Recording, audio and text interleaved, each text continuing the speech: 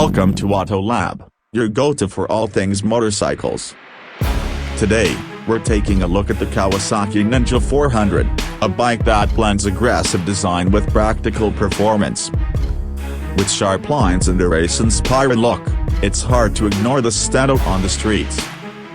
Under the hood, the Ninja 400 is powered by a 399cc parallel twin engine, delivering 49 horsepower. It's light, responsive, and perfect for both beginners and experienced riders. The lightweight chassis and nimble handling make it a joy to ride, especially on twisty roads. Safety and control are top-notch, thanks to its ABS-equipped braking system, and the digital dash gives you all the info you need at a glance. The assist and slipper clutch adds smoother downshifting, a great feature for everyday riding. At an affordable price point, the Ninja 400 offers excellent value for anyone looking for a thrilling yet manageable ride. Whether you're just starting or seeking something fun and lightweight, this bike ticks all the boxes. Thanks for watching Auto Lab.